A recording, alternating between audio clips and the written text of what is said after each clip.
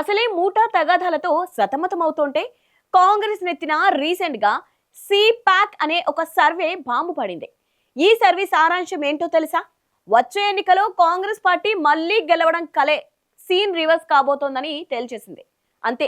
ఈ రిపోర్ట్ చూసినప్పటి నుంచి చాలా మంది కాంగ్రెస్ ఎమ్మెల్యేల గుండెల్లో రైళ్లు కాదు, ఏకంగా వందే భారత్ ఎక్స్ప్రెస్లే పరిగెడుతున్నాయి. అయ్యో, కష్టపడి కోట్లు ఖర్చు పెట్టి గెలిచాం, వచ్చేసారి సీన్ సీరియస్ గా ఉందేంటి అని అయోమయంలో పడిపోయారు. రాజకీయాల్లో ఒక రూల్ ఉంది, మునిగిపోయే పడవలో ఎవరు ఎక్కువసేపు కూర్చోరు. అందుకే ఇప్పుడు ఎవరి దారి వారు చూసుకుంటున్నారు.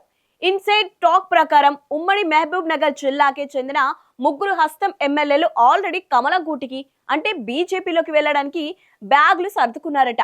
మనం ఇక్కడే ఉంటే నెక్స్ట్ టైం డిపాజిట్లు కూడా దక్కవు, బెటర్ లెట్స్ గో అంటూ పుష్పం పార్టీ అని డిసైడ్ అయ్యారట.